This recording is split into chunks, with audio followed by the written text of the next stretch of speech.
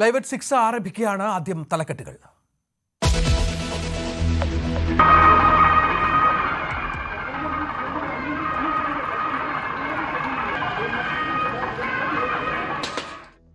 ഇരുമുടിക്കെട്ടേന്തി 18-ാം പടി കയറി അയ്യപ്പനെ തൊഴുത് രാഷ്ട്രപതി.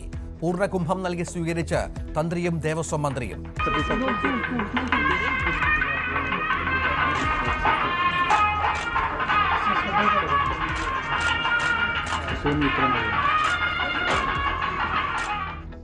ദ്രൗപദി മുർമു സന്നിധാനത്തെത്തിയത് ഗൂർഖ ജീപ്പിൽ. ഇന്ത്യൻ രാഷ്ട്രപതി ശബരിമല എത്തുന്നത് അരനൂറ്റാണ്ടിന് ശേഷം.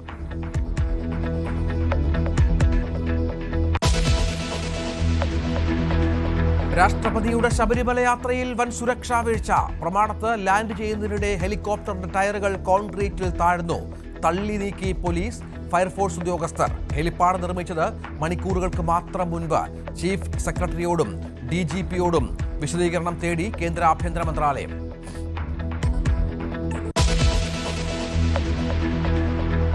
ശബരിമല സ്വർണ്ണമോഷണത്തിൽ സർക്കാരും ദേവസ്വം ബോർഡും പ്രതിരോധത്തിൽ. ബോർഡിനെതിരായ ഹൈക്കോടതി വിമർശനം തിരുത്താൻ നീക്കം. PS പ്രശാന്ത് കോടതിയെ സമീപിക്കും. ദേവസ്വം ബോർഡ് പിരിച്ചുവിടണമെന്ന് പ്രതിപക്ഷം.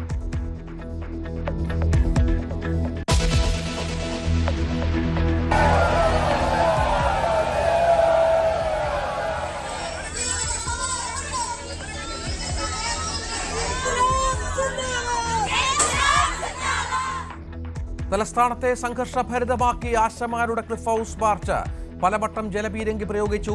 മൈക്കും സ്പീക്കറും പിടിച്ചെടുത്ത് പോലീസ്. സംഘർഷത്തിൽ പോലീസുകാർക്കും പരിക്ക്.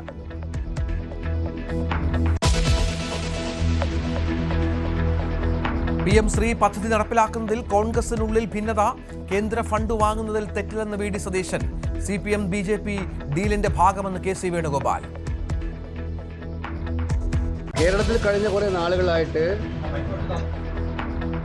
CPM ഡീലിൻ്റെ ഓരോ ഘടകങ്ങൾ വന്നുകൊണ്ടിരിക്കുകയാണ്. അതിലൊന്നാണ് ഈ PM ശ്രീ പദ്ധതി എന്ന് കണ്ടാൽ മതി. ഒരുപാട് നിബന്ധനകൾ ഇതിനകത്തുണ്ട്. അതായത് BJPയുടെ ഒരു രാഷ്ട്രീയം, വർഗീയ രാഷ്ട്രീയം അടിച്ചേൽപ്പിക്കാനുള്ള അജണ്ടയിൽ ഗവൺമെന്റ് നെഗോഷിയേറ്റ് ചെയ്ത് അത് ഒഴിവാക്കി കേന്ദ്രത്തിന്റെ പണം മേടിക്കുന്നതിൽ ഞങ്ങൾ എതിരല്ല. നിലപാട് കടുപ്പിച്ച് CPI മന്ത്രിസഭാ യോഗത്തിൽ ആശങ്ക അറിയിച്ചു.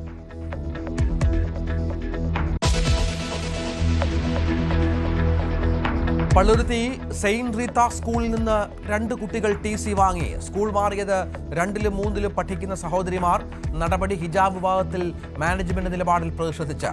ഹൈക്കോടതി വിധിക്ക് ശേഷം തീരുമാനമെടുക്കുമെന്ന് വിലക്കു നേരിട്ട പെൺകുട്ടിയുടെ രക്ഷിതാക്കൾ.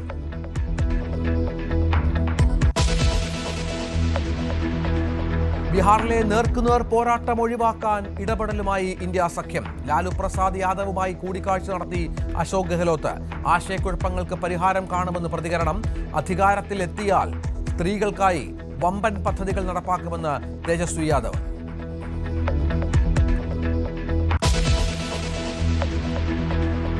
വാർത്തകളുടെ വിശദാംശങ്ങളിലേക്ക്. രാഷ്ട്രപതി ദ്രൗപദി മുർമു ശബരിമല സന്ദർശനം നടത്തി.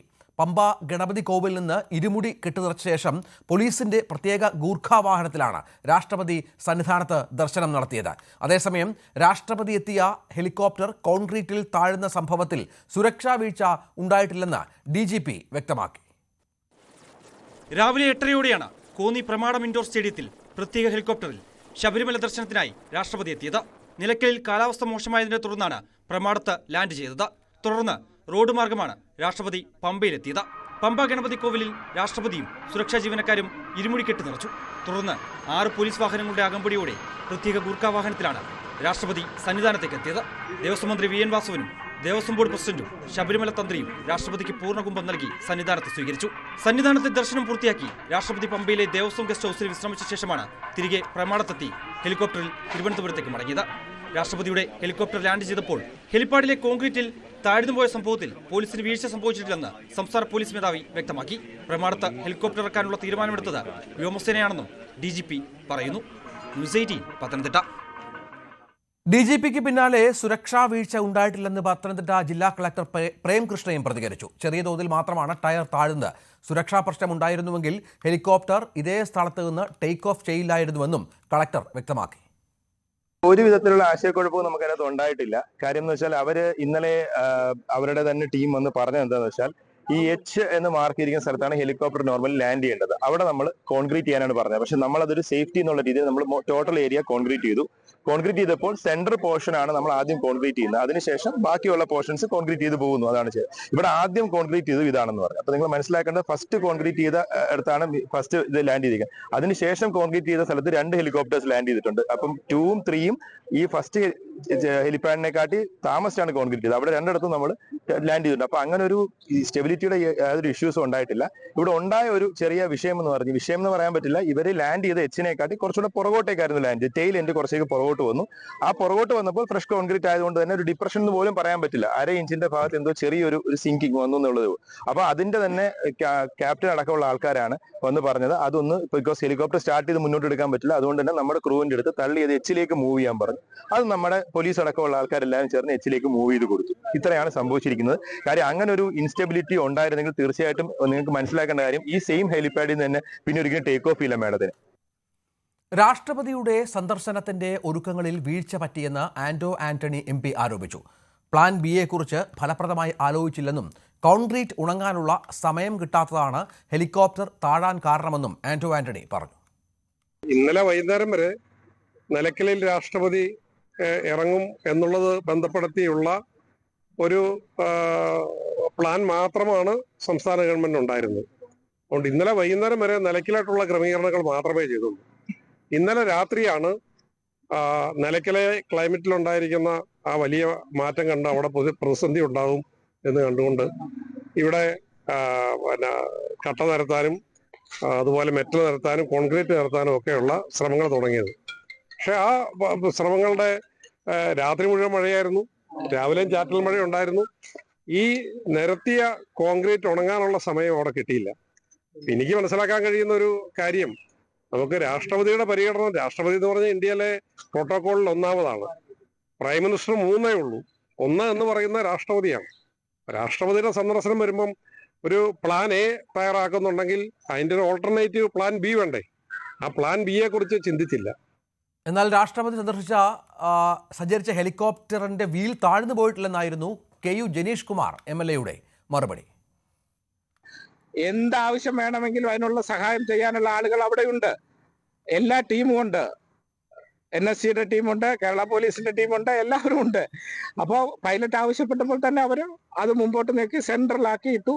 അതിനുശേഷം അവര് ബാക്കി കാര്യങ്ങൾ ചെയ്തു. അതാണ് ഉണ്ടായിട്ടുള്ളത്.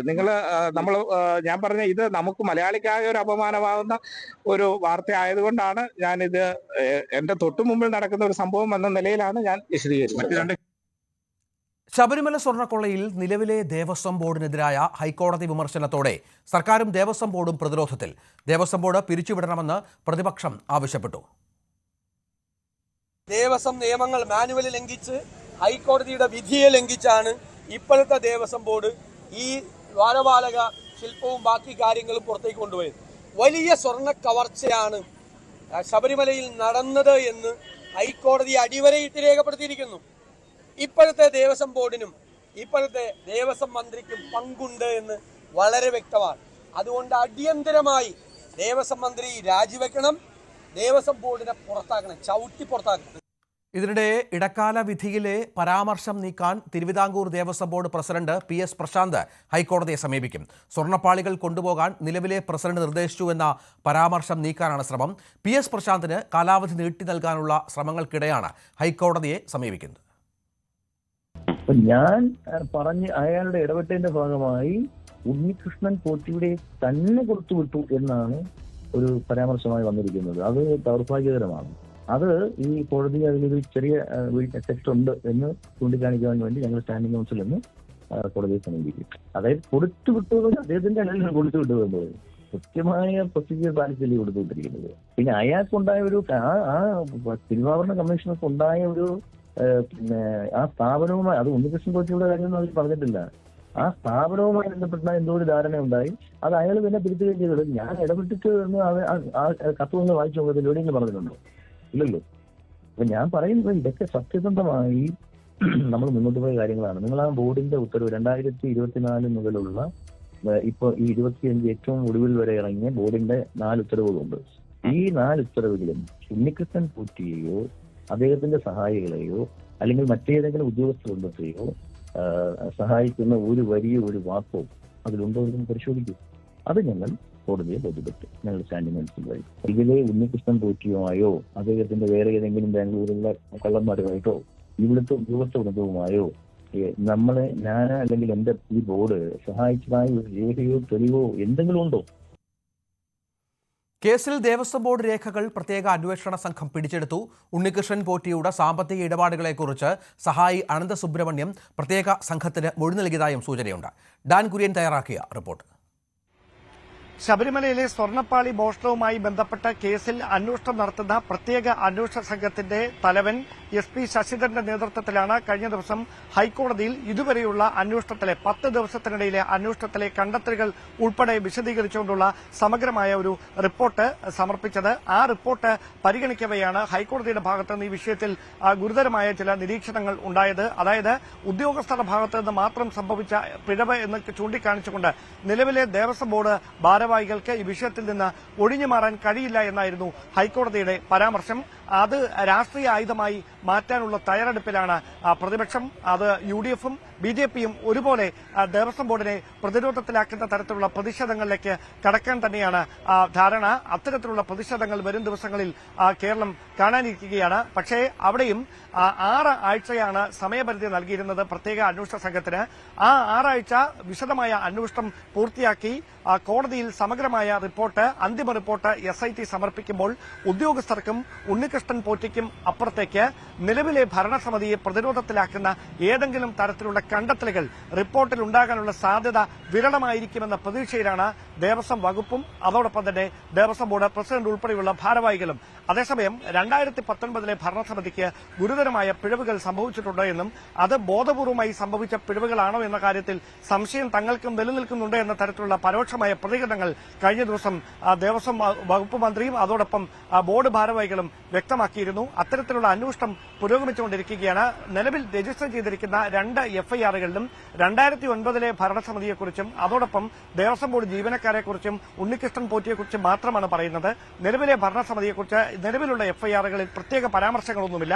അതേസമയം ദേവസ്വം വിജിലൻസ് നേരത്തെ ഹൈക്കോടതിയിൽ സമർപ്പിച്ച റിപ്പോർട്ടിൽ കൃത്യമായി തന്നെ ഉണ്ണികൃഷ്ണൻ പോറ്റിക്കും ഉദ്യോഗസ്ഥർക്കും അപ്പുറത്തേക്ക് ഗുരുതരമായ ചില പരാമർശങ്ങൾ ഈ കേസുമായി ബന്ധപ്പെട്ട് നടത്തിയിട്ടുണ്ട്. അതിൽ എടുത്തു പറയുന്ന കാര്യം പരപ്രേരണയാലോ, അതായത് ഉദ്യോഗസ്ഥർ ഇങ്ങനെയൊരു ഗൂഢാലോചനയുടെ ഭാഗമായത് പരപ്രേരണയാലോ അല്ലെ കൃത്യമായ ബോധ്യത്തിന്റെ അടിസ്ഥാനത്തിലോ തന്നെയാണ്. അതുകൊണ്ടാണ് സുനിൽകുമാറിനെ അടക്കം സസ്പെൻഡ് ചെയ്യാനുള്ള നടപടിയിലേക്ക് ദേവസ്വം ബോർഡ് കടക്കുകയും ചെയ്തത്. അങ്ങനെയെങ്കിൽ ഉദ്യോഗസ്ഥ തലത്തിനപ്പുറത്തേക്ക് രാഷ്ട്രീയമായി ആർക്കാണ് ഇതിൽ പങ്ക് എന്നൊരു വലിയ ചോദ്യം ഉയരുമ്പോൾ ആ ചോദ്യത്തിന്റെ ഉത്തരമായി 2019 ഭരണസമിതിയിൽ അന്വേഷണം ഒതുങ്ങുമോ അതോ അതിനപ്പുറത്തേക്ക് PS പ്രശാന്ത് നേതൃത്വം നൽകുന്ന നിലവിലെ ഭരണസമിതിയെ പ്രതിസന്ധിയിലാക്കുന്ന ഏതെങ്കിലും തരത്തിലുള്ള നടപടികൾ അന്വേഷണ ഉദ്യോഗസ്ഥരുടെ ഭാഗത്തുനിന്ന് ഉണ്ടാകുമോ എന്നതാണ് അറിയാനുള്ളത്. എന്തായാലും വിഷയത്തെ വലിയ രാഷ്ട്രീയ ആയുധമായി സർക്കാരിനെതിരെ ഉപയോഗിക്കാനുള്ള തയ്യാറെടുപ്പിലാണ് പ്രതിപക്ഷം. ശബരിമല സ്വർണ്ണക്കൊള്ളയിൽ സർക്കാരിനെതിരെ പ്രതിഷേധം സംഘടിപ്പിക്കാൻ BJP 24, 25 തീയതികളിൽ സെക്രട്ടേറിയറ്റ് ഉപരോധിക്കും. 24 വൈകുന്നേരം തുടങ്ങുന്ന ഉപരോധം 25 വരെ നീളും. NDA പ്രവർത്തകർ 280 കേന്ദ്രങ്ങളിൽ സായാഹ്ന ധർണ സംഘടിപ്പിക്കുമെന്നും BJP സംസ്ഥാന ജനറൽ സെക്രട്ടറി S. സുരേഷ് വ്യക്തമാക്കി. ശബരിമല സ്വർണ്ണക്കവർച്ചയിൽ രാഷ്ട്രപതിയോട് കാര്യങ്ങൾ വിശദീകരിച്ചുവെന്ന് BJP സംസ്ഥാന നേതൃത്വം. ഇത്രയധികം സുരക്ഷയുള്ള ക്ഷേത്രത്തിൽ എങ്ങനെയാണ് ഇത്തരം സംഭവങ്ങൾ ഉണ്ടാകുന്നത് എന്നതിൽ രാഷ്ട്രപതി അത്ഭുതം പ്രകടിപ്പിച്ചുവെന്ന് അധ്യക്ഷൻ രാജീവ് ചന്ദ്രശേഖർ പറഞ്ഞു. കേന്ദ്ര ഇടപെടൽ ആവശ്യപ്പെട്ട് BJP കേന്ദ്ര ആഭ്യന്തര മന്ത്രിക്കും കത്തയച്ചു. ഇന്നലെ ഞങ്ങൾ ഏറ്റവും ബഹുമാനപ്പെട്ട നമ്മുടെ രാഷ്ട്രപതിയെ കണ്ടപ്പോൾ ഇതാണ് ഞങ്ങൾ പറഞ്ഞത്. ഞങ്ങൾ രാഷ്ട്രപതിയെ കണ്ടപ്പോൾ ഞങ്ങളൊരു നിവേദനം കൊടുത്തു, ഇതിനെക്കുറിച്ച് സംസാരിച്ചു, ഇൻഫർമേഷൻ കൊടുത്തു. അപ്പോൾ രാഷ്ട്രപതിയും ഇതന്നെ ചോദിക്കുന്നത്, എങ്ങനെയാണ് ഇത്ര സ്വർണവും ഇതെല്ലാം ഉള്ള ഒരു അമ്പലം, റൂൾസ് എല്ലാം ഉള്ള ഒരു സംവിധാനത്തിന് എങ്ങനെയാണ് ഈ സ്വർണം കൊള്ളാവുന്നത്? ഇതൊരു കറക്റ്റ് നല്ലൊരു പ്രശ്നമാണ്.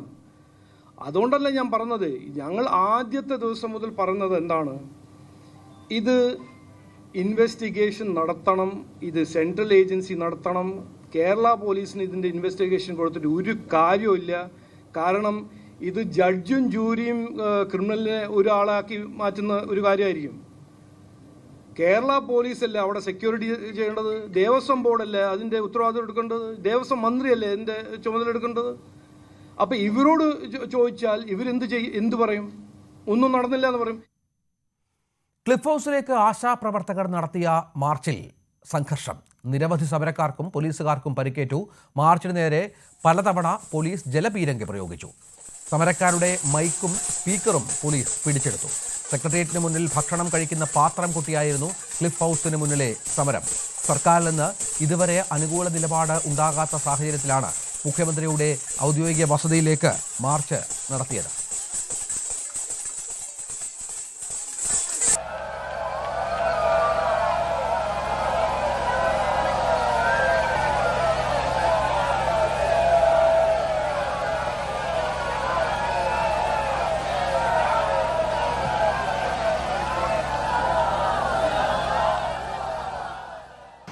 ഇന്ത്യയുടെ ബഹുമാനപ്പെട്ട പ്രസിഡന്റ് ഈ കേരളത്തിൽ എല്ലാത്തിലും നമ്പർ 1 എന്ന് പറയുന്ന ഗോഡ്സ് ഓൺ കൺട്രി എന്ന് പറയുന്ന കേരളത്തിൽ ഇവിടെ വന്നപ്പോഴാണ് ഇവിടെ കാണുന്നത് സ്ത്രീ തൊഴിലാളികൾ 232 രൂപ കൂലി വാങ്ങിക്കുന്ന സ്ത്രീ തൊഴിലാളികളെ അവരുടെ സമരം ഒത്തുതീർപ്പാക്കണമെന്ന് ആവശ്യപ്പെട്ടുകൊണ്ട് കഴിഞ്ഞ 8.5 മാസമായി തെരുവിലിരിക്കുന്നവർ മുഖ്യമന്ത്രിയെ കാണുന്നതിന് വേണ്ടിയിട്ട് ഇവിടെ രാവിലെ 11 മണിക്ക് ഞങ്ങൾ എത്തിയിട്ട് ഇതുവരെയും അതിനകത്ത് ഒരു മറുപടി കാണാതെ ഞങ്ങളെ ഇപ്പോൾ ക്രൂരമായി ആക്രമിച്ച് ഇപ്പോൾ പോലീസ് ജീപ്പിനുള്ളിൽ കയറ്റിയിരിക്കുകയാണ്.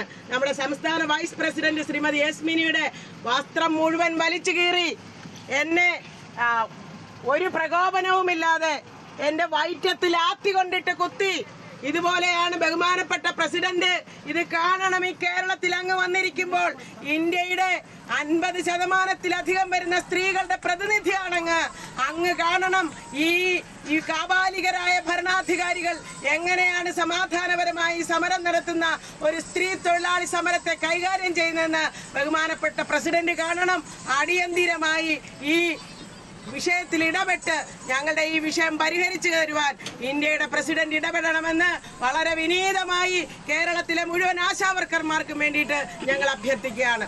സാരംഗ് സുധാകരൻ ചേരുകയാണ് തത്സമയം. സാരംഗ്, ഇപ്പോഴും അവിടെ പ്രശ്നങ്ങൾ ആശമാർ കൂടി നിൽക്കുകയാണോ? കനത്ത മഴയുണ്ട്, ഇതിനെ അവഗണിച്ചും വലിയ സമരമായിരുന്നുവല്ലോ.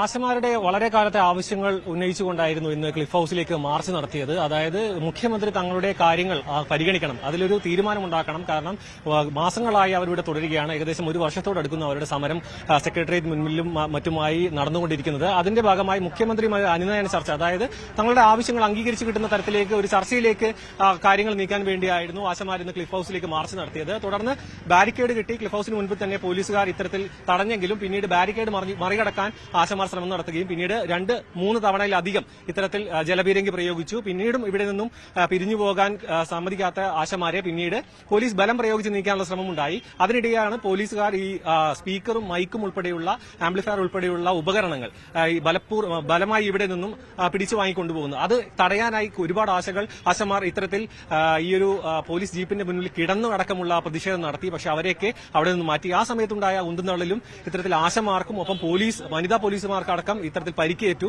അവരെല്ലാം ഇവിടെ നിന്ന്, അതായത് 20ഓളം പ്രവർത്തകരെ ഇവിടെ നിന്നും അറസ്റ്റ് ചെയ്ത് നിൽക്കുകയായിരുന്നു. പിന്നീടും ഈ ഒരു പോലീസ് അതിക്രമത്തിൽ പ്രതിഷേധിച്ചുകൊണ്ട് നാളെ സംസ്ഥാനത്തൊട്ടാകെ ഇത്തരത്തിലൊരു ആശമാരുടെ സമരമുണ്ടാകുമെന്നടക്കം ഈ ഒരു സമര നേതാക്കൾ പ്രഖ്യാപിക്കുകയും ചെയ്തു. തുടർന്നായിരുന്നു ഇവിടെ തന്നെ ഈ ഒരു സമരം തുടരുകയും പിന്നീട് പോലീസുകാരുമായുള്ള ചർച്ചയും പിന്നെ മുഖ്യമന്ത്രി നേരിട്ട് കാണാനുള്ള ഒരു അവസരം ഒരുക്കി തരാമെന്നുള്ള തരത്തിൽ ആശമാരുമായി അനുനയ ചർച്ച പോലീസ് നടത്തുകയും ചെയ്തതിനു ശേഷം ഇവർ ഇവിടെ സമരം അവസാനിപ്പിക്കുകയായിരുന്നു. തുടർന്ന് ഇനി വരുന്ന ദിവസങ്ങളിൽ കൂടുതൽ സമരം, അതായത് സെക്രട്ടേറിയറ്റ് മുൻപിലുള്ള രാപ്പകൽ സമരം തുടരും എന്നാണ് ഇവർ അറിയിച്ചിരിക്കുന്നത്. മാത്രമല്ല ഈ ഒരു മുഖ്യമന്ത്രിയുമായുള്ള ഈ ഒരു ചർച്ചയ്ക്കുള്ള ഒരു അവസരം ശ്രമിക്കുന്നുണ്ട്.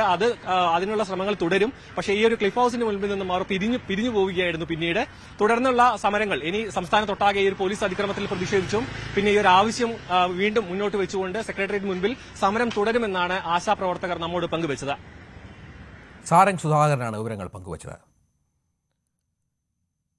PM ശ്രീയിൽ നിലപാട് കടുപ്പിച്ച് CPI. മന്ത്രിസഭായോഗത്തിൽ വിഷയമുന്നയിച്ച CPI മന്ത്രിമാർ ആശങ്ക അറിയിച്ചു. പദ്ധതി ഇടത് സർക്കാർ നടപ്പാക്കില്ലെന്നും ഇക്കാര്യത്തിൽ MA ബേബി നിലപാട് വ്യക്തമാക്കിയിട്ടുണ്ടെന്നും CPI സംസ്ഥാന സെക്രട്ടറി ബിനോയ് വിശ്വം പ്രതികരിച്ചു. അതേസമയം പദ്ധതിയുമായി സഹകരിക്കുന്നത് CPM BJP ബന്ധത്തിന് ഉദാഹരണമായി മറ്റ് കോൺഗ്രസ് നേതാക്കൾ ആരോപിക്കുമ്പോൾ ഫണ്ട് വാങ്ങുന്നതിൽ തെറ്റില്ലെന്ന നിലപാടാണ് പ്രതിപക്ഷ നേതാവ് വി ഡി സതീശൻ സ്വീകരിച്ചത്. PMC പദ്ധതിയുമായി ബന്ധപ്പെട്ട ഇടതുമുന്നണിയിൽ ആശയക്കുഴപ്പവും പ്രതിസന്ധിയും തുടരുകയുമാണ്. പദ്ധതിയുമായി മുന്നോട്ട് പോകാൻ CPM-ഉം അതുപോലെ വിദ്യാഭ്യാസ വകുപ്പ് തയ്യാറെടുക്കുമ്പോൾ ഒരു കാരണവശാലും അതിന് കഴിയില്ല നിലപാടാണ് CPI സ്വീകരിക്കുന്നത്. ഇന്ന് രാവിലെ സംസ്ഥാന സെക്രട്ടറി ബിനോയ് വിശ്വത്തിന്റെ വട്ടിയൂർക്കാവിലെ വസതിയിൽ യോഗം ചേർന്നാണ് മന്ത്രിസഭാ യോഗത്തിലെടുക്കേണ്ട നിലപാടുകൾ CPI മന്ത്രിമാർ തീരുമാനിച്ചത്. അതിന്റെ അടിസ്ഥാനത്തിലാണ് ഈ പദ്ധതി നടപ്പാക്കുന്ന തരത്തിലും വാർത്തകൾ മാധ്യമങ്ങളിൽ വരുന്നുണ്ട്. എന്താണ് അതിന്റെ വസ്തുത, എങ്ങനെയാണ് അത് നടപ്പാക്കുക എന്ന ചോദ്യം CPIയുടെ മന്ത്രിമാർ മന്ത്രിസഭാ യോഗത്തിൽ ഉന്നയിച്ചത്. CPM-നെ പരോക്ഷമായി വിമർശിക്കുന്ന, എന്നാൽ CPM അത്തരം ദേശീയ വിദ്യാഭ്യാസ നയത്തിന് അനുകൂലമായി RSS നിലപാട് അനുകൂലമായ തീരുമാനം എടുക്കില്ലെന്ന ശുഭാപ്തി വിശ്വാസം പ്രകടിപ്പിച്ചുകൊണ്ടാണ് CPI സംസ്ഥാന സെക്രട്ടറി പ്രതികരിച്ചത്. CPI-എമ്മിന്റെ ജനറൽ സെക്രട്ടറി സഖാവ് ബേബിയുടെ പ്രസ്താവന ഞാൻ കേട്ടു. സഖാവ് ബേബി ഖണ്ഡിതമായി പറഞ്ഞു NEP നടപ്പിലാക്കുന്ന പ്രശ്നമില്ല എന്ന്. ആ നിലപാടിനെ CPI പിന്താങ്ങുന്നു. എന്നാൽ പദ്ധതിയുമായി മുന്നോട്ട് പോകുമെന്ന സൂചന തന്നെയാണ് ഇന്ന് വിദ്യാഭ്യാസ മന്ത്രി വി ശിവൻകുട്ടി നൽകിയത്. താനും ബിനോയും കമ്മ്യൂണിസ്റ്റുകാരാണ് എന്നുകൂടി അദ്ദേഹം പറയുന്നു. അത് ഞാൻ ആ സമയമാകുമ്പോൾ പറയാം, കുഴപ്പമില്ല. ഞാനും ബിനോയ് വിശ്വം ഞങ്ങളെല്ലാം കമ്മ്യൂണിസ്റ്റുകാർ തന്നെ. ബിനോയ് വിശ്വത്തിന്റെ അഭിപ്രായത്തിന് നമ്മൾ ബഹുമാനിക്കുന്നു. കേന്ദ്രത്തിന് ലഭിക്കേണ്ട പണം വാങ്ങിയെടുക്കുന്നത് തെറ്റില്ലെന്ന ഒരു പരാമർശമാണ് ഈ വിഷയത്തിൽ ഇന്ന് പ്രതിപക്ഷ നേതാവ് വി ഡി സതീശൻ നടത്തിയത്. ഇത് ഒരുപാട് നിബന്ധനകൾ ഇതിനകത്തുണ്ട്. അതായത് BJP-യുടെ ഒരു രാഷ്ട്രീയം, വർഗീയ രാഷ്ട്രീയം അടിച്ചേൽപ്പിക്കാനുള്ള അജണ്ടയിൽ ഗവൺമെന്റ് നെഗോഷിയേറ്റ് ചെയ്ത് അത് ഒഴിവാക്കി കേന്ദ്രത്തിന്റെ പണം മേടിക്കുന്നതിൽ ഞങ്ങൾ എതിരല്ല.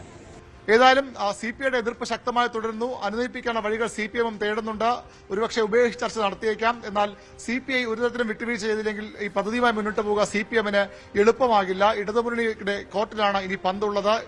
പ്രതിസന്ധി പരിഹരിക്കാൻ, പ്രശ്നം പരിഹരിക്കാൻ ഇടതുമുന്നണി നേതൃത്വം ഇടപെടും എന്നത് സൂചനകളാണ് പുറത്തു വരുന്നത്. അപ്പോഴും ഒരു കാര്യം ഉറപ്പാണ്, പദ്ധതി നടപ്പാക്കിയേ മതിയാകൂ എന്ന് CPM-ഉം നടപ്പാക്കാൻ കഴിയില്ല CPI-യും നിലപാടെടുത്തു നിന്നാൽ എങ്ങനെയാണ് ഇതിൽ പ്രതിസന്ധി എന്ന കാര്യത്തിൽ വലിയ അവ്യക്തതയുണ്ട്. മുന്നണിയിലെ ഒരു തർക്കമായി കൂടി ഇത് വളർന്നു വരുന്ന സൂചനകളാണ് ഇപ്പോൾ ഉള്ളത്. PM ശ്രീയിൽ കേരളത്തിന്റെ നിലപാട് BJP CPM ഡീലിന്റെ ഭാഗമെന്ന് KC Venugopal MP. Congress PM Shri നടപ്പാക്കുന്നു എന്നത് തെറ്റായ ധാരണയാണ്. സിലബസിൽ സംഘപരിവാർ അജണ്ട നടപ്പാക്കുന്നത് കോൺഗ്രസ് അംഗീകരിക്കില്ലെന്നും KC വേണുഗോപാൽ പറഞ്ഞു. കേരളത്തിൽ കഴിഞ്ഞ കുറേ നാളുകളായിട്ട് BJP CPM ഡീലിന്റെ ഓരോ ഘടകങ്ങൾ വന്നുകൊണ്ടിരിക്കുകയാണ്. അതിലൊന്നാണ് ഈ PM ശ്രീ പദ്ധതി എന്ന് കണ്ടാൽ മതി. കോൺഗ്രസ് നടപ്പിലാക്കുന്നു എന്ന് പറഞ്ഞ് തെറ്റായ ധാരണയാണ്. കർണാടകത്തിൽ 2021 നടപ്പാക്കുക, അന്നേരം കോൺഗ്രസ് ഗവൺമെൻറ് അല്ല, BJP ഗവൺമെൻറ്റുള്ള കാലത്താണ്. തെലങ്കാനയിലും BJP ഗവൺമെൻറ്. പക്ഷേ വളരെ കൃത്യമാണ്, ദേശീയ വിദ്യാഭ്യാസ നയവുമായി ബന്ധപ്പെട്ട് നമ്മുടെ സിലബസിലും അതുപോലെ കരിക്കുലത്തിലും സംഘപരിവാർ അജണ്ട വെച്ച് നിർത്തുന്ന ഒരു നടപടിയെയും കോൺഗ്രസ് ഗവൺമെൻറ്റുമായിട്ട് സഹകരിച്ച് മുന്നോട്ട് പോയി, കോൺഗ്രസ് ഗവൺമെൻറ് സഹകരിച്ച് മുന്നോട്ട് പോയില്ല എന്ന് വ്യക്തമാണ്. നടപ്പിലാക്കിയത് BJP ഗവൺമെൻറ് തന്നെയാണ്. PM ശ്രീ നടപ്പിലാക്കാനുള്ള സംസ്ഥാന സർക്കാർ തിടുക്കം ആപത്കരമെന്ന് സമസ്ത മുഖപത്രം സുപ്രഭാതം. തീരുമാനം കേരളത്തിലെ സാമൂഹ്യ അന്തരീക്ഷം തകർക്കുന്നതും മതേതരത്വത്തിന് ഭീഷണിയുമാണ്. മറ്റു വകുപ്പുകൾ കേന്ദ്ര ഫണ്ട് വാങ്ങുന്നത് പോലെയല്ല വിദ്യാഭ്യാസ മേഖലയിൽ മോദി സർക്കാർ നൽകുന്ന ഔദാര്യമെന്നും കാവുവൽക്കരണമാണ് പദ്ധതിയുടെ ലക്ഷ്യമെന്നും സുപ്രഭാതം കുറ്റപ്പെടുത്തുന്നു. PM ശ്രീ പദ്ധതിയിൽ ഒപ്പിടുന്നതിൽ CPM BJP ഒത്തുകളി ആരോപിച്ച് മുസ്ലിം ലീഗും രംഗത്തെത്തി. EDയുടെയോ SFIയുടെയോ സമൻസ് വരുമ്പോൾ മാറ്റേണ്ടതാണോ ഒരു മുന്നണിയുടെ നയമെന്ന് ലീഗ് സംസ്ഥാന ജനറൽ സെക്രട്ടറി PMA സലാം ചോദിച്ചു. അതേസമയം കേരളത്തിന് അർഹമായ കേന്ദ്ര ഫണ്ട് വാങ്ങുന്നതിൽ തെറ്റില്ലെന്നും സലാം പറഞ്ഞു.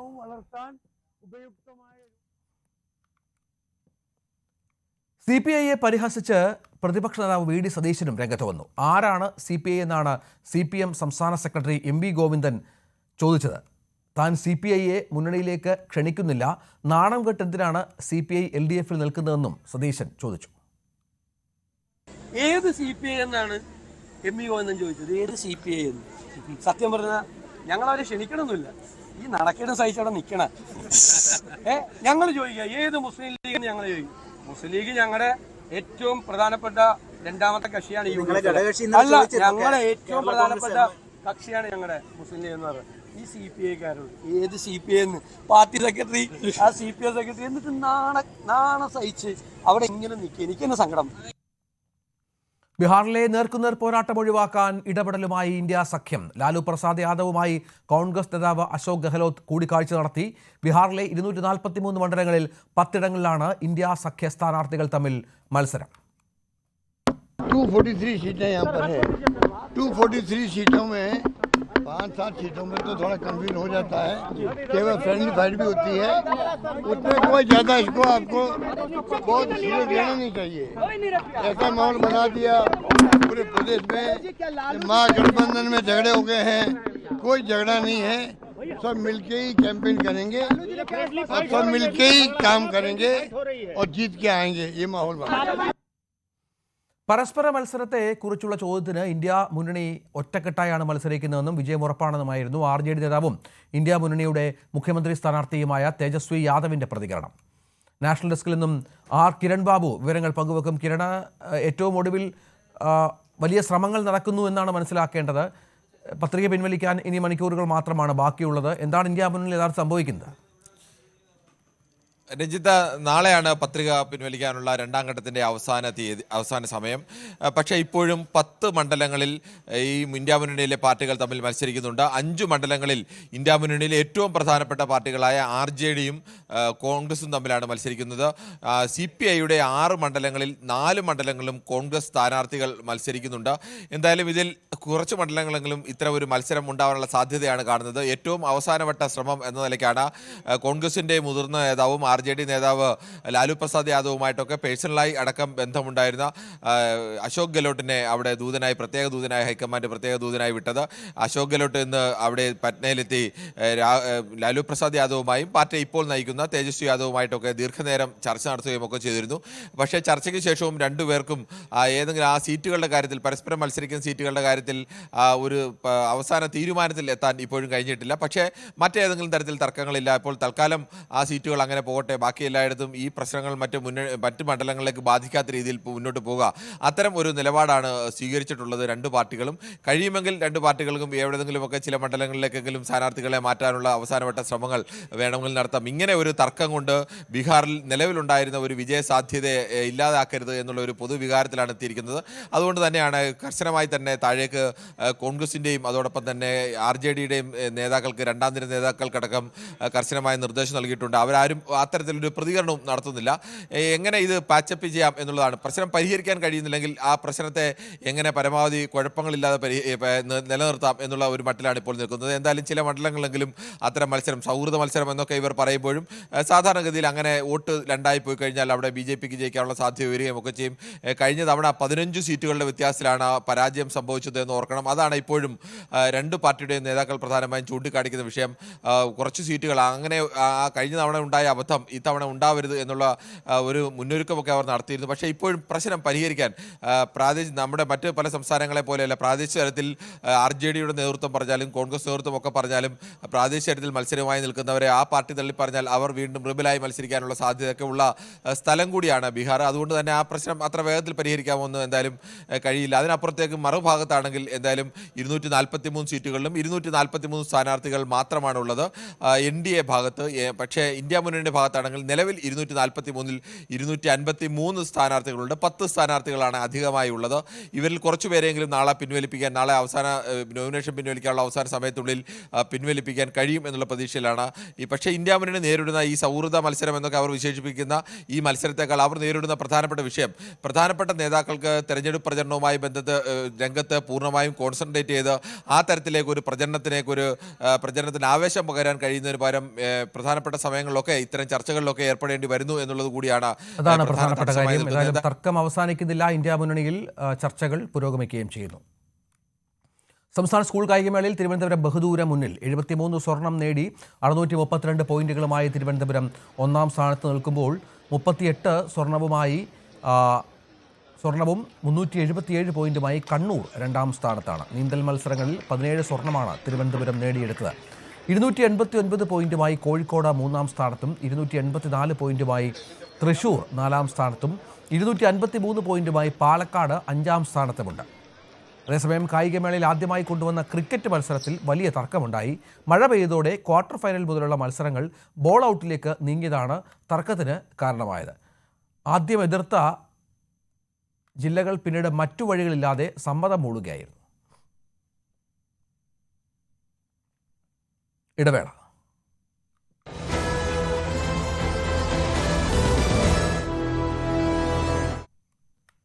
ഹിജാബ് വിഭാഗത്തിൽ മാനേജ്മെന്റ് നിലപാടിൽ പ്രതിഷേധിച്ച് എറണാകുളം പള്ളുരുത്തി സെയിന്റ് റീത്ത സ്കൂളിൽ നിന്ന് 2 കുട്ടികൾ TC വാങ്ങി. 2ലും 3ലും പഠിക്കുന്ന സഹോദരികളാണ് സ്കൂൾ മാറിയത്. ഇരുവരെയും തോപ്പുംപടി അവർ ലേഡീസ് കോൺവെന്റ് സ്കൂളിൽ പഠിപ്പിക്കാനാണ് മാതാപിതാക്കളുടെ തീരുമാനം. ഡാനി പോൾ തയ്യാറാക്കിയ റിപ്പോർട്ട്.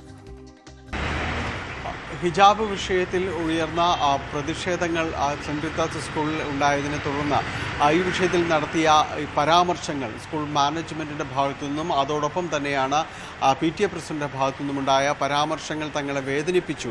അതുകൊണ്ട് അതിനോടുള്ള അവരുടെ പരാമർശങ്ങളോടുള്ള പ്രതിഷേധ സൂചകമായി സ്കൂൾ വിടുകയാണ് എന്നാണ് ഈ 2 കുട്ടികളുടെ മാതാപിതാക്കൾ നേരത്തെ അറിയിച്ചിരുന്നത്. TCക്ക് വേണ്ടിയുള്ള അപേക്ഷ വെള്ളിയാഴ്ച നൽകുകയും ചെയ്തിരുന്നു.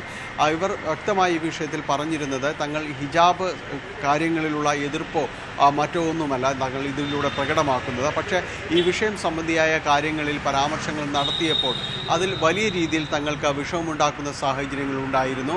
അതിൽ സ്കൂൾ മാനേജ്മെൻറ്റിൻ്റെ ഭാഗത്തു നിന്നുണ്ടായ ചില പരാമർശങ്ങൾ അങ്ങേയറ്റം വിഷമിപ്പിക്കുന്നതായിരുന്നു. അതുകൊണ്ടാണ് തങ്ങൾ സ്കൂൾ മാറ്റാൻ തീരുമാനിക്കുന്നതെന്ന് പറഞ്ഞിരുന്നു. പിന്നീട് സ്കൂൾ മാനേജ്മെൻറ്റ് ഈ വിഷയത്തിൽ തങ്ങൾക്ക് TC നൽകുന്നതിൽ യാതൊരു എതിർപ്പോ തടസ്സങ്ങളോ ഒന്നും തന്നെയില്ല എന്ന് വ്യക്തമാക്കിയിരുന്നത് മാതാപിതാക്കളുടെ തീരുമാനമാണ്, അത് അവർക്ക് വിടുന്നുവെന്ന് പറഞ്ഞിരിക്കുന്നു. തുടർന്ന് ഇന്നാണ് TC വാങ്ങിയത്. ഇനി അടുത്ത ദിവസം തന്നെ അടുത്ത പ്രവൃത്തി ദിനം തന്നെ തോപ്പുംപടിയുള്ള അവർ ലേഡീസ് കോൺവെൻറ്റ് സ്കൂളിലേക്ക് വിദ്യാർത്ഥികളെ മാറ്റുമെന്നാണ് അവിടെ മാതാപിതാക്കൾ അറിയിച്ചിരിക്കുന്നത്. നേരത്തെ ഇതുമായി ബന്ധപ്പെട്ടുകൊണ്ട് സംസാരിക്കുകയും ചെയ്തിരുന്നു, സ്കൂളിലായിട്ട് ബന്ധപ്പെട്ട് സംസാരിച്ചിരുന്നു എന്നതെല്ലാം തന്നെ അവർ വ്യക്തമാക്കിയിരുന്നു. ഏതായാലും ആ 2 കുട്ടികളെ അവിടെ നിന്ന് മാറ്റി അടുത്തൊരു കോൺവെൻറ്റ് സ്കൂളിലേക്ക് തന്നെയാണ് അവർ മാറ്റുന്നത്. ഏതായാലും ക്രിസ്ത്യൻ മാനേജ്മെൻറ്റുകളോട് തങ്ങൾക്ക് ബഹുമാനമാണ്, എതിർപ്പില്ല എന്നതെല്ലാം തന്നെയാണ് ഇവർ അറിയിച്ചിരിക്കുന്നത്. മറ്റൊന്ന്, ഈ വിഷയത്തിന് ഇതിൽ ഹിജാബ് വിവാദത്തിലേക്ക് വന്ന പെൺകുട്ടിയുടെ TC ഉടൻ തന്നെ വാങ്ങിക്കുമെന്നാണ് അവരുടെ പിതാവ് അറിയിച്ചിരുന്നത്. എന്നാൽ ഇത് സംബന്ധിച്ച് ഹൈക്കോടതിയിൽ ഒരു ഹർജി വന്നിരുന്നു. അത് സർക്കാരിൻ്റെ സർക്കുലർ ചോദ്യം ചെയ്തുകൊണ്ട് സെന്റ് റീത്താസ് സ്കൂൾ നൽകിയ ഹർജിയാണ്. ഈ ഹർജിയിൽ സർക്കാരിൻ്റെ നിലപാട് ആരാഞ്ഞ് ഹൈക്കോടതി വ്യക്തമാക്കാനായിട്ട് പറഞ്ഞിരുന്നു. വെള്ളിയാഴ്ചയാണ് അത് വീണ്ടും കേസ് പരിഗണിക്കുമ്പോൾ സർക്കാർ നിലപാട് കൂടി ഇക്കാര്യത്തിൽ അറിയിക്കും. സർക്കാർ എന്ത് നടപടികളെടുത്തു, ഏത് തുടർ നടപടികൾ എന്താകുമെന്ന കാര്യങ്ങളെല്ലാം തന്നെ വ്യക്തമാക്കും. അപ്പോൾ ഈ കാര്യത്തിൽ ഏതെങ്കിലും രീതിയിലുള്ള പ്രതികരണങ്ങൾ, അതായത് അനുകൂലമായോ മറ്റെന്തെങ്കിലോ നടക്കുന്നുണ്ടെങ്കിൽ അത്തരം കാര്യങ്ങളിലൂടെ നിരീക്ഷിച്ച ശേഷം മാത്രമായിരിക്കും TC വാങ്ങുക എന്നതാണ് ആ പെൺകുട്ടിയുടെ കുടുംബവും അറിയിച്ചിട്ടുള്ളത്. തെരഞ്ഞെടുപ്പ് അടുത്തതോടെ സർക്കാരിന് മേൽ സമ്മർദ്ദതന്ത്രവുമായി കത്തോലിക്ക സഭ. അധ്യാപക നിയമനത്തിൽ അർഹിക്കുന്ന അവകാശം കിട്ടണമെന്ന് ആവർത്തിക്കുന്ന സഭ വിമോചന സമരം കാലഘട്ടമാണ് ഉറപ്പിക്കുന്നത്. അവഗണന തിരിച്ചറിഞ്ഞ് വോട്ട് ചെയ്യാനുള്ള ബോധം 50 ലക്ഷം വരുന്ന സഭാംഗങ്ങൾക്ക് സിറോ മലബാർ സഭ major archbishop Raphael Thattil പറഞ്ഞു. തദ്ദേശ തെരഞ്ഞെടുപ്പും നിയമസഭാ തെരഞ്ഞെടുപ്പും എല്ലാം വളരെ അടുത്ത് നിൽക്കെയാണ് സംസ്ഥാന സർക്കാരിനെ കടുത്ത സമ്മർദ്ദത്തിലാക്കിക്കൊണ്ട് കത്തോലിക്ക സഭ രംഗത്ത് വന്നത് എന്നുള്ളതാണ് ഏറ്റവും ശ്രദ്ധേയം. അടിയന്തരാവസ്ഥ അടക്കം ഓർമ്മിപ്പിച്ചുകൊണ്ടാണ് സിറോ മലബാർ സഭയുടെ കേരളത്തിലെ അധ്യക്ഷൻ major archbishop Mar Raphael Thattil തന്റെ നിലപാട് വ്യക്തമാക്കിയത്, സഭയുടെ നിലപാട് വ്യക്തമാക്കിയത്. അതായത് അധ്യാപന നിയമന വിഷയത്തിൽ അത് നടപ്പാക്കണം, അതിന് അംഗീകാരം ലഭിക്കണം, അത് ലഭിക്കണം എന്നത് കുറെ കാലമായി സഭ ഉന്നയിച്ചുകൊണ്ടിരിക്കുന്നതാണ്. അത് ലഭിച്ചില്ലെങ്കിൽ തെരഞ്ഞെടുപ്പിൽ തിരിച്ചടി ഉണ്ടാകും എന്ന് തന്നെയാണ് അദ്ദേഹം എടുത്തു പറയുന്നത്. കത്തോലിക്കരും മാന്യരാണ്, ക്രൈസ്തവരും മാന്യതയുള്ളതാണ്, ഞങ്ങൾക്ക് സംസ്കാരമുണ്ട്, ഞങ്ങൾ വഴക്കുകൂടാൻ വരുന്നവരല്ല. പക്ഷെ ഞങ്ങൾക്ക് അർഹിക്കുന്ന അവകാശങ്ങൾ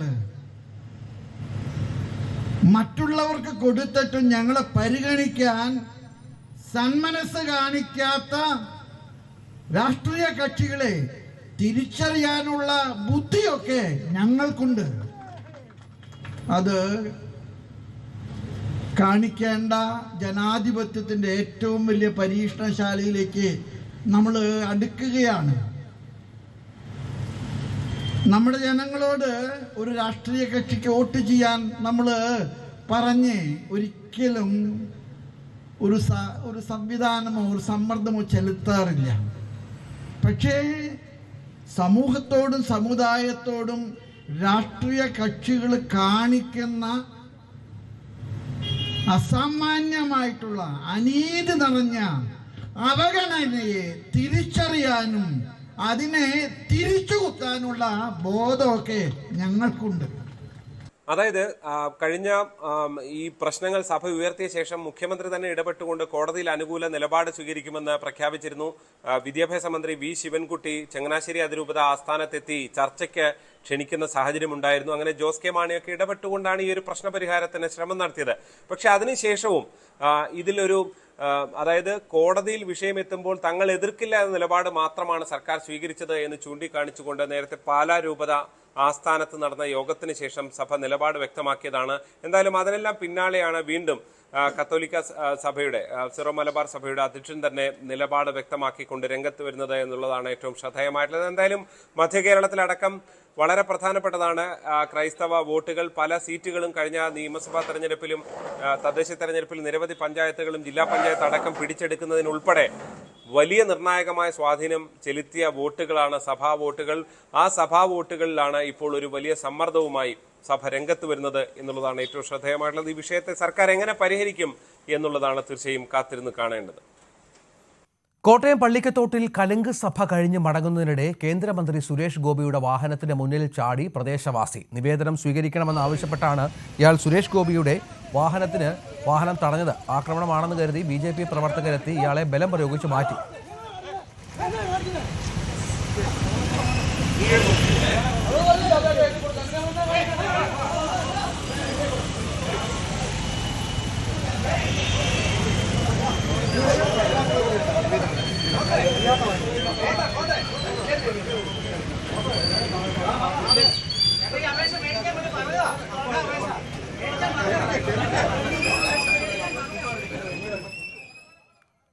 ജനങ്ങളെ താൻ അവഹേളിച്ചാൽ പ്രശ്നം പരിഹരിക്കപ്പെടുന്ന സാഹചര്യമാണ് കേരളത്തിലുള്ളതെന്ന് പള്ളിക്കത്തോട്ടെ കലുങ്ക് സഭയിൽ സുരേഷ് ഗോപി പറഞ്ഞു.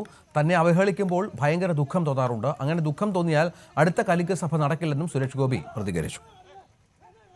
ഞാൻ നിങ്ങളെ ഇവിടെ അറഞ്ചം പുറഞ്ചം അങ്ങ് അവഹേളിച്ചു എന്ന് വരുത്തണം. ഇവർക്ക് നിങ്ങൾക്ക് ഇപ്പൊ കിട്ടും.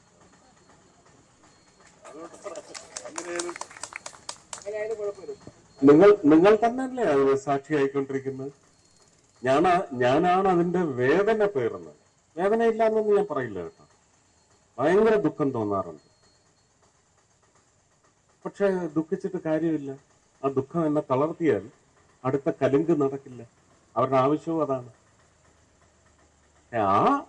അവരുടെ ആവശ്യത്തിന്റെ നട്ടലിൽ ഒടിക്കുക മാത്രമല്ല, കത്തിച്ചു കളയും. അത് വേറെ കാര്യം. താൻ സജീവമായി കേരളത്തിലുണ്ടാകുമെന്ന് KC വേണുഗോപാൽ. അത് ഏതെങ്കിലും കസേരയ്ക്ക് വേണ്ടിയുള്ള സജീവതയല്ല, താൻ കേരളത്തിൽ തന്നെയുള്ള ആളാണെന്നും KC വേണുഗോപാൽ പറഞ്ഞു. സംസ്ഥാന രാഷ്ട്രീയത്തിൽ സജീവമാകുന്നത് സംബന്ധിച്ച ചോദ്യത്തോടാണ് പ്രതികരണം.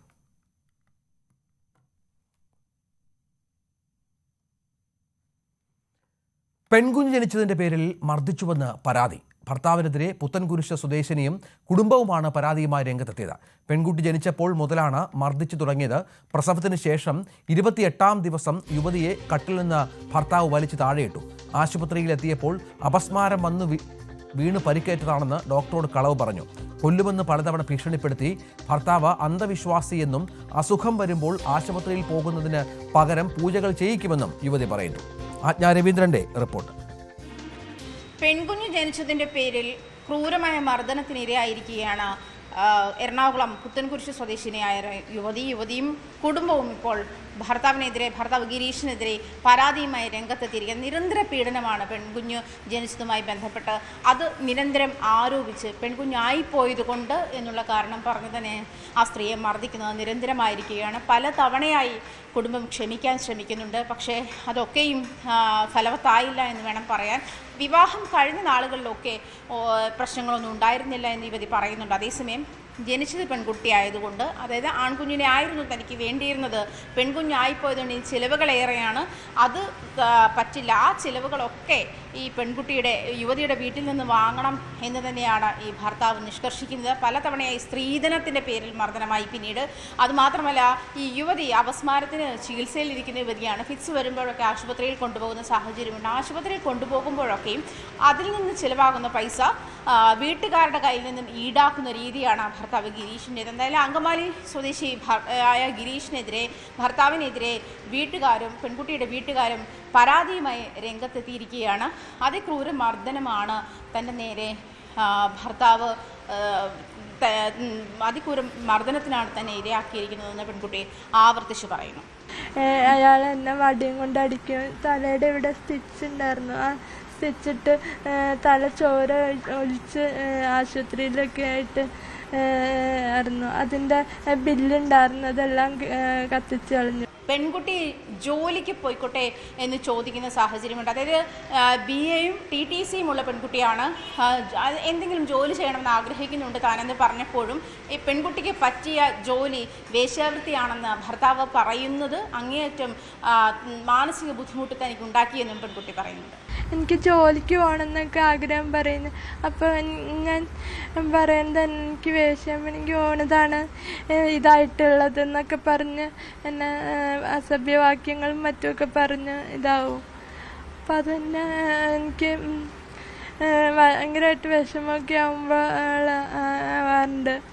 അതിനുശേഷവും പെൺകുട്ടിക്ക് പീരീഡ്സ് വൈകിയപ്പോൾ വീണ്ടും ഗർഭിണി ആവുകയാണോ എന്ന് ചോദിച്ച് ഭർത്താവ് വീണ്ടും പെൺകുട്ടിയെ മർദ്ദിക്കുന്ന സാഹചര്യവും നിരന്തരം ഉണ്ടായിട്ടുണ്ടെന്ന് പെൺകുട്ടിയുടെ വീട്ടുകാരും സാക്ഷ്യപ്പെടുത്തുന്നുണ്ട്. നമ്മൾ 14-ാം തീയതി പിന്നെ ചെന്ന് കഴിഞ്ഞപ്പോൾ അതിന് മുമ്പ് രണ്ടാമത് പീരീഡ്സ് ആയില്ല. എല്ലാ മാസം പീരീഡ്സ് ആവണമാണ്. ആ പീരീഡ്സിന് ചിലപ്പോൾ ലേറ്റ് ആയിട്ടാണ് ആവാറ്. കഴിഞ്ഞ മാസം കുറച്ച് ലേറ്റ് ആയിട്ടാണ്, ഈ മാസം പീരീഡ്സ് ആയില്ല. അപ്പോൾ എന്താണ് പീരീഡ്സ് ആവാത്ത, എന്താണ് പീരീഡ്സ് ആവാത്ത ഈ വയറുമ്പോൾ പിടിച്ച് അടിവയറ്റിലിട്ട് അതൊക്കെ ഏത് അച്ഛനും അമ്മയും സഹിക്കണേ. പലതവണയായി നിരന്തര പീഡനത്തിന് ഇരയായ ശേഷമാണ് പെൺകുട്ടിയും വീട്ടുകാരും പോലീസിൽ പരാതി നൽകിയതും. എന്തായാലും അങ്കമാലി പോലീസ് ഇതുമായി ബന്ധപ്പെട്ടുള്ള അന്വേഷണം ആരംഭിച്ചിട്ടുണ്ട്. ഭർത്താവ് ഗിരീഷിനെ വിളിച്ച് മൊഴിയെടുത്തിട്ടുണ്ട്. എന്തായാലും ഗിരീഷ് നിലവിൽ സ്ഥലത്തില്ല, ഒളിവിലാണ് എന്നുള്ള വിവരമാണ് ലഭിക്കുന്നത്. എന്നിരുന്നാലും കേസുമായി മുന്നോട്ട് പോവുക തന്നെയാണ് കുടുംബത്തിന്റെ തീരുമാനം. Kozhikode Thamarassery fresh cut factory സംഘർഷത്തിന്റെ കൂടുതൽ ദൃശ്യങ്ങൾ പുറത്ത്. പ്ലാന്റിൽ കടന്നുകയറിയ പ്രതിഷേധക്കാർ വാഹനങ്ങൾ തകർക്കുന്നതും പോലീസിനെ ആക്രമിക്കുന്നതും ദൃശ്യങ്ങളിൽ വ്യക്തമാണ്. എന്നാൽ ആക്രമണത്തിന് പിന്നിൽ ഗൂഢാലോചന ആരോപിച്ച് CPM-ഉം ലീഗും രംഗത്ത് വന്നു. പ്രദേശവാസികളല്ല ആക്രമിച്ചതെന്ന് ഫാക്ടറി ഉടമ പ്രതികരിച്ചു. MS അനീഷ് കുമാറിന്റെ റിപ്പോർട്ട്. ഫ്രഷ് കട്ട് ഫാക്ടറിയിൽ ഇന്നലെ നടന്ന അക്രമത്തിന്റെ കൂടുതൽ ദൃശ്യങ്ങളാണ് പുറത്തു വന്നിരിക്കുന്നത്. ദൃശ്യങ്ങളിൽ ഈ പ്രക്ഷോഭകർ ഈ പ്ലാന്റിൽ എത്തുന്നതും തീവയ്പ്പിന് അകത്തേക്ക് പ്രവേശിക്കുന്നതും ഒക്കെ പ്രകടമാണ്. ഒപ്പം ഈ സ്ഥലത്ത് കൂടി നിന്നിരുന്ന പോലീസുകാരെ അടക്കം മർദ്ദിക്കുന്നതും ദൃശ്യങ്ങൾ പ്രകടമാണ്. ഒപ്പം നിരവധി വാഹനങ്ങളാണ് ഈ ഫാക്ടറിയുടെ കോമ്പൗണ്ടിൽ നിർത്തിയിട്ടിരുന്നത്. അവ നശിപ്പിക്കുന്നതും ദൃശ്യങ്ങളിൽ പ്രകടമാണ്. വലിയ തോതിലുള്ള അക്രമമാണ് ഇവിടെ അഴിച്ചുവിട്ടതെന്നാണ് ദൃശ്യങ്ങൾ വ്യക്തമാക്കുന്നത്.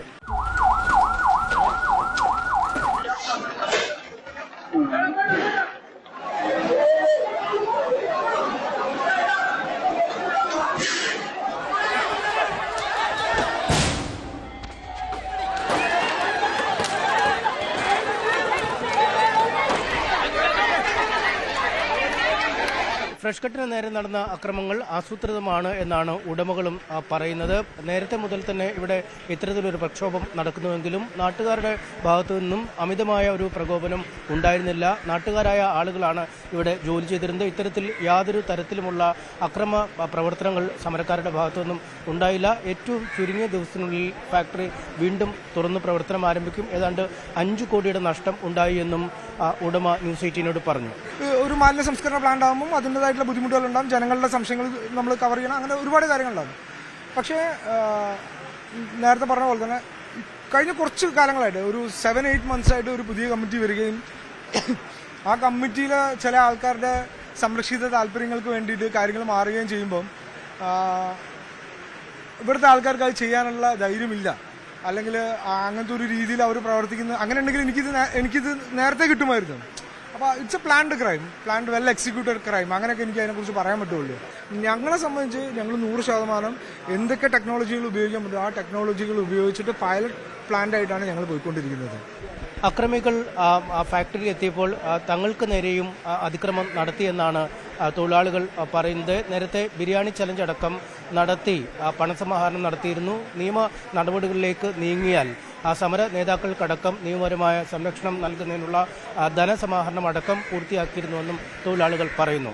ഒരു കാലത്ത് ഇവിടുത്തെ തൊഴിലാളികളായിരുന്നു. അപ്പം ഞാൻ അവരെ കണ്ട് ഞാൻ അവരോട് സംസാരിക്കുകയൊക്കെ ചെയ്തായിരുന്നു. അപ്പം ശരീരം അടിക്കുകയോ പിടിയോ എന്തെങ്കിലും ഉണ്ടെങ്കിൽ നിങ്ങൾ നേരത്തെ കാര്യങ്ങൾ പറയണം, ഞങ്ങൾ ഇവിടുന്ന് പോയി തരാം എന്നൊക്കെ ഞങ്ങൾ പറഞ്ഞു കൊടുത്തിട്ടും പോലെ അത് തന്നെയാണ് ചെയ്ത്. ഇപ്പോൾ കണ്ടില്ല, എൻ്റെ ഒരു ജീവന മാർഗ്ഗമാണ് ഓട്ടോറിക്ഷയായിരുന്നു. അതും തല്ലിപ്പൊളിച്ച് അതും തീയിട്ട് ഒക്കെ ചെയ്തിട്ടുണ്ട്. അപ്പോൾ ആ കൂട്ടത്തിലുള്ളവരുള്ള എല്ലാ ആൾക്കാരും ഇവിടെ പണിയെടുത്തവരാണ്. 90% ആൾക്കാരും ഇവിടെ പണിയെടുത്തവരുള്ളതായിരുന്നു. അതാണ് ഇന്നലെ ഉണ്ടായ സംഭവം മുഴുവൻ. കണ്ടെയ്നറിൻ്റെ അകത്ത് കയറ്റിയിട്ട് കണ്ടെയ്നർ ലോക്ക് ചെയ്തിട്ട് വണ്ടിക്ക് തീയിടുകയാണ് ഉണ്ടായത്. എന്നിട്ട് ആംബുലൻസ് വന്നിട്ടാണ് അവരെ കൊണ്ടുപോയെന്നാണ് പറഞ്ഞിട്ടുള്ളത്. ഫ്രഷ് കട്ട് വിഷയത്തിൽ പുറത്തുനിന്നുള്ളവരാണ് അക്രമം കാട്ടിയത്, അല്ലെങ്കിൽ ഗുരുതരമായ ചില ഗൂഢാലോചനകൾ നടന്നിട്ടുണ്ട് എന്ന ആരോപണമായി രാഷ്ട്രീയ പാർട്ടികളും രംഗത്തെത്തിയിരിക്കുന്നു. മുസ്ലിം ലീഗ് എല്ലാ തരത്തിലുമുള്ള പിന്തുണ സമരത്തിന് പ്രഖ്യാപിച്ചിട്ടുണ്ട്. പോലീസിന്റെ ഇടപെടലാണ് കാര്യങ്ങൾ കൂടുതൽ വഷളാക്കിയത്. സംഭവത്തെപ്പറ്റി വളരെ ഗൗരവമുള്ള അന്വേഷണം നടത്തണമെന്നും മുസ്ലിം ലീഗും UDF ജില്ലാ കമ്മിറ്റിയും ആവശ്യപ്പെടുന്നു. ഇന്നത്തെ സമരത്തിനല്ല, ഞങ്ങൾ തുടങ്ങിയ കാലം മുതൽക്ക് സമരം നമ്മളെ സംബന്ധിച്ചിടത്തോളം ആ സമരത്തിന് പൂർണ്ണമായി UDF ഉണ്ട്. പക്ഷേ ഇന്നത്തെ സമരം മാത്രമല്ലല്ലോ, 2019 സമരമല്ലേ. ആ സമരം ചോരയിൽ മുക്കി കൊന്ന് ഈ സമരത്തെ പൂർണ്ണമായും അടിച്ചമർത്താനാണ് ആരെങ്കിലും ആഗ്രഹിക്കുന്നെങ്കിൽ അത് നടക്കില്ല. ജനങ്ങൾക്ക് ഈ രാജ്യത്ത് ശുദ്ധവായു കിട്ടണം, അവർക്ക് നല്ല വെള്ളം കുടിക്കണം, അവർക്ക് ജീവിക്കണം. അതിജീവനത്തിനുള്ള ഒരു പോരാട്ടമാണ് അവിടെ നടന്നുകൊണ്ടിരിക്കുന്നത്. CPM സമാനമായ ആവശ്യം തന്നെയാണ് മുന്നോട്ട് വച്ചിരിക്കുന്നത്. സമഗ്രമായ അന്വേഷണം സംഭവങ്ങളെക്കുറിച്ച് അനിവാര്യമാണ്. നേരത്തെ മുതൽ സമരം നടക്കുന്നുവെങ്കിലും പ്രകോപനത്തിന്റെ പാതയിലേക്ക് നീങ്ങിയിട്ടില്ല. ചില പ്രത്യേക സംഘടനകളുടെ ഇടപെടലാണ് സമരത്തെ ഈ പ്രക്ഷോഭത്തിന്റെ പാതയിലേക്ക് അല്ലെങ്കിൽ ആക്രമണത്തിന്റെ പാതയിലേക്ക് നീക്കിയത്. CPM നേതാവ് അടക്കം ബ്ലോക്ക് DYFI ബ്ലോക്ക് സെക്രട്ടറി അടക്കം ഒന്നാം പ്രതിയായി നിരവധി FIRകൾ രജിസ്റ്റർ ചെയ്തിട്ടുണ്ട്. ഒരു തരത്തിലുമുള്ള അക്രമ പ്രവർത്തനങ്ങളിൽ അദ്ദേഹം ഏർപ്പെട്ടിരുന്നില്ല. ജനങ്ങൾക്കൊപ്പം സമരമുഖത്ത് അണിനിരുന്ന് പ്രകോപനത്തിന്റെ പാതയിൽ നിന്നും പിന്തിരിപ്പിക്കുകയാണ് ചെയ്തതെന്നാണ് CPM ഏരിയ സെക്രട്ടറി പറയുന്നത്. അത് ഒരിക്കലും ന്യായീകരിക്കാൻ കഴിയാത്ത രൂപത്തേക്ക് ചില പ്രശ്നമുണ്ടായി. സ്ത്രീകളും കുട്ടികളും ഉൾപ്പെടെയുള്ള അവരുടെ പ്രശ്നത്തെ മാത്രം മുൻനിർത്തി നടത്തിയ സമരവും ആ സമരത്തിൽ ഇത്തരമൊരു അക്രമം പൊട്ടിപ്പുറപ്പെടുമെങ്കിൽ സ്വാഭാവികമായിട്ടും ഇതിന്റെ പിറകിൽ മറ്റെന്തെങ്കിലും ഉദ്ദേശമുണ്ടോ, അതിന് അങ്ങനെ ഉദ്ദേശം വെച്ച ചില കക്ഷികളെല്ലാം ഈ സമരത്തിന്റെ പിറകിലുണ്ടോ എന്ന് ഗൗരവമായ രൂപത്തേക്ക് പരിശോധിക്കലുണ്ട്. അവിടെ നിരവധി പോലീസുകാർക്ക് പരിക്കേറ്റു, സ്ത്രീകൾ കുട്ടികൾ ഉൾപ്പെടെയുള്ളവർക്ക് പരിക്കേറ്റു, പോലീസിന് പരിക്കേറ്റു, ഫാക്ടറിക്ക് തീ വെക്കുന്ന രൂപത്തേക്ക് അവസ്ഥയുണ്ടായി, വാഹനങ്ങൾ തകർക്കം ചെയ്യുന്ന ഒരു അവസ്ഥ. അങ്ങനെ ഒന്ന് സാധാരണ ഒരു ജനാധിപത്യപരമായ രൂപത്തിലേക്കുള്ള സമരത്തിനകത്ത് ഒരു കാലത്തും ഉയർന്നു വരാത്തൊരു പ്രശ്നമാണ്. അത് ബോധപൂർവമായി ഇങ്ങനെ ഒരു സമരത്തിലേക്ക്, കാരണം ഇങ്ങനെ തീവെപ്പൊക്കെ സംഘടിപ്പിക്കപ്പെടണമെങ്കിൽ സ്വാഭാവികമായ ഒരു പെട്ടെന്നുണ്ടാകുന്ന ഒരു വിഷയത്തിൽ നിന്ന് അങ്ങനെ വരാൻ സാധ്യത ഇല്ല എന്നാണ് ഞങ്ങൾ മനസ്സിലാക്കുന്നത്. പോലീസ് നടപടികൾ ഊർജിതമാക്കിയിട്ടുണ്ട്. സംഭവവുമായി ബന്ധപ്പെട്ട് 6 FIRകൾ ഇതിനകം രജിസ്റ്റർ ചെയ്തിരിക്കുന്നു. 321 പേരെ പ്രതികളാക്കിയാണ് കേസെടുത്തിരിക്കുന്നത്. അക്രമത്തിൽ ഏർപ്പെട്ടിരുന്നവരെ ദൃശ്യങ്ങളടക്കം പരിശോധിച്ച് പോലീസ് കണ്ടെത്തിയിട്ടുണ്ട്. പക്ഷേ അവർ പലരും ഒളിവിലാണ് എന്നാണ് പോലീസ് നൽകുന്ന വിശദീകരണം. കൂടുതൽ ആളുകളെ കണ്ടെത്താനുള്ള ശ്രമം ഊർജിതമാക്കിയിട്ടുണ്ട്. ഇന്നലെ നടന്ന അക്രമങ്ങളിൽ പരിക്കേറ്റ് റൂറൽ SPയും CEയും DYSP അടക്കമുള്ള പോലീസുകാർ ചികിത്സയിൽ തുടരുകയാണ്. ഫോറൻസിക് ഉദ്യോഗസ്ഥരും മറ്റുമെത്തി ഫാക്ടറിയിലും തെളിവ് ശേഖരണം നടത്തി. താമരശ്ശേരി ഫ്രഷ് കട്ട് ഫാക്ടറി സംഘർഷത്തിന് പിന്നിൽ ചില ശക്തികൾ പ്രവർത്തിച്ചിട്ടുണ്ടെന്ന് മന്ത്രി MB രാജേഷ്. ഗൗരവതരമായ വിഷയമാണ്, സർക്കാർ നടപടിയെടുക്കും. എല്ലാ പരിശോധനകളും നടത്തി നിർദ്ദേശങ്ങളുടെ അടിസ്ഥാനത്തിൽ മാറ്റം വരുത്തിയാണ് കഴിഞ്ഞ ദിവസം സ്ഥാപനം പ്രവർത്തനം തുടങ്ങിയതെന്നും മന്ത്രി പറഞ്ഞു. പാലക്കാട് നടന്നുപോയ കുട്ടിക്ക് തെരുവ് നായയുടെ കടിയേൽക്കാതെ രക്ഷപ്പെട്ടത് തലനാരിഴയ്ക്ക്. മണ്ണാർക്കാട് കോടതിപ്പടി ചോമേരി ഗാർഡൻ റെസിഡൻസിയിലാണ് സംഭവം. മദ്രസ വിട്ടുവന്ന വിദ്യാർത്ഥികൾക്ക് നേരെയാണ് തെരുവ് നായ്ക്കൾ പാഞ്ഞെടുത്തത്.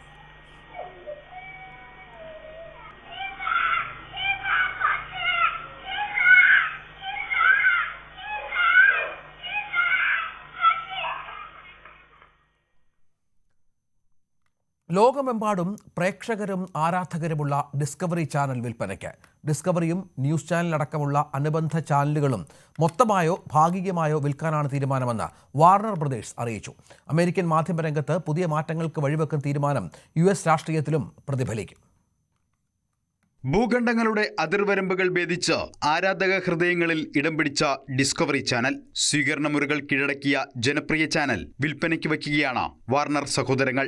താൽപ്പര്യമുള്ളവർക്ക് കമ്പനി മൊത്തമായോ ഭാഗികമായോ വാങ്ങാം എന്നാണ് പ്രഖ്യാപനം. സ്ട്രീമിംഗ്, പ്രൊഡക്ഷൻ എന്നീ വിഭാഗങ്ങളും കേബിൾ ടെലിവിഷൻ ബിസിനസ്സും വെവ്വേറെയാക്കാനുള്ള വിഭജന തീരുമാനവുമായി മുന്നോട്ടു പോകുമെന്നാണ് പ്രഖ്യാപനം. വാർണർ ബ്രോസിന്റെ ഡിസ്കവറിയുടെ ഉടമസ്ഥതയിലാണ് pictures, DC studios, CNN news channel എന്നിവ. ഏതൊരു ഇടപാടിനും ഫെഡറൽ റെഗുലേറ്റർമാരുടെ അംഗീകാരം ആവശ്യമായതിനാൽ US പ്രസിഡന്റ് ഡൊണാൾഡ് ട്രംപിന്റെ ഇടപെടൽ ഇതിലുമുണ്ടാകും. ട്രംപ് ഈ അവസരം മുതലെടുക്കുമോ എന്ന് ആശങ്കപ്പെടുന്ന രാഷ്ട്രീയക്കാരുമുണ്ട്. അതിന് കൃത്യമായ കാരണങ്ങളുമുണ്ട്. നേരത്തെ പാരമൗണ്ട് ഗ്ലോബലും സ്കൈഡാൻസ് മീഡിയയും $8.4 ബില്യൺ ലയനം പൂർത്തിയാക്കിയപ്പോൾ തലപ്പത്ത് ട്രംപ് അനുകൂലിയായ ബാരി വെയ്സിനെയാണ് പ്രതിഷ്ഠിച്ചത്. ടെലിവിഷൻ മാധ്യമത്തിൽ പ്രവർത്തന പരിചയമില്ലാത്ത വെയ്സിനെ CBS ന്യൂസിന്റെ തലപ്പത്ത് നിയമിച്ചതിനെതിരെ വിമർശനങ്ങൾ ഉയർന്നിരുന്നു. ഡിസ്കവറിയുടെയും അനുബന്ധ ചാനലുകളുടെയും തലപ്പത്ത് ഡൊണാൾഡ് ട്രംപ് അനുകൂലികൾ വരുമോ എന്നാണ് ആകാംക്ഷ. ട്രംപിനോട് അടുപ്പം പുലർത്തുന്ന പാരമൗണ്ട് സ്കൈഡാൻസ് ഉടമകളായ എലിസൺ കുടുംബം ഡിസ്കവറിയും അനുബന്ധ ചാനലുകളും വാങ്ങാൻ താൽപ്പര്യം അറിയിച്ചെന്നാണ് റിപ്പോർട്ടുകൾ. അങ്ങനെ സംഭവിച്ചാൽ CNN, CBS ന്യൂസ് ചാനലുകൾ അടക്കം 6 പ്രധാന നെറ്റ്വർക്കുകൾ ട്രംപിനോട് അടുത്തു നിൽക്കുന്ന ഒരു ഉടമയ്ക്ക് കീഴിലാകും. ട്രംപിന്റെ ഭരണപരിഷ്കാരങ്ങളെയും തീവ്ര വലതു നയങ്ങളെയും ശക്തമായ ഭാഷയിൽ വിമർശിക്കുന്ന CNN ഉടമസ്ഥാവകാശം മാറുമ്പോൾ ട്രംപിനോടുള്ള സമീപനവും മാറ്റുമോ? News desk, News 18. അയർലൻഡിലെ ഡബ്ലിനിൽ കുടിയേറ്റ വിരുദ്ധ പ്രക്ഷോഭം രൂക്ഷമായി. 10 വയസ്സുകാരിയെ പീഡിപ്പിച്ചെന്നാരോപിച്ച് തുടങ്ങിയ പ്രതിഷേധമാണ് സംഘർഷത്തിൽ കലാശിച്ചത്. പ്രതിഷേധത്തിനിടെ ഒരു പോലീസ് വാൻ ഉൾപ്പെടെ നിരവധി വാഹനങ്ങൾക്ക് പ്രക്ഷോഭകാരികൾ തീയിട്ടു. 10 വയസ്സുകാരിയെ ബലാത്സംഗം ചെയ്തു എന്നാരോപിച്ച് നടന്ന പ്രതിഷേധമാണ് പിന്നീട് കലാപത്തിൽ കലാശിച്ചത്.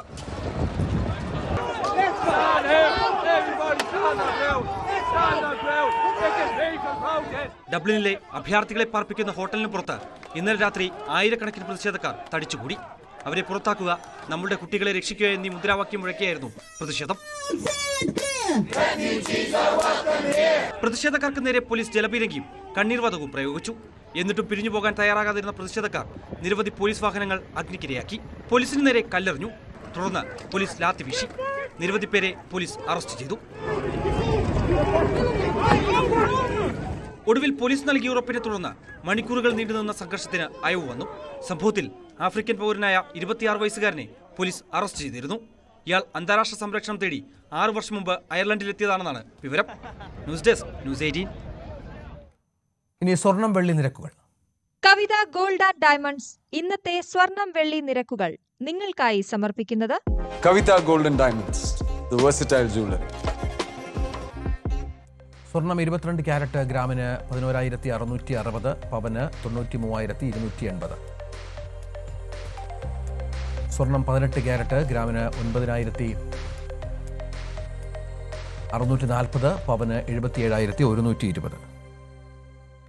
വെള്ളി ഗ്രാമിന് 180, കിലോയ്ക്ക് 1,80,000. കവിത ഗോൾഡ് ആൻഡ് ഡയമണ്ട്സ് ഇന്നത്തെ സ്വർണം വെള്ളി നിരക്കുകൾ നിങ്ങൾക്കായി സമർപ്പിച്ചത് Kavitha gold and diamonds, the versatile jeweller. Prime ഡിബേറ്റാണ്. മഞ്ജുഷ് ഗോപാൽ ചേരും.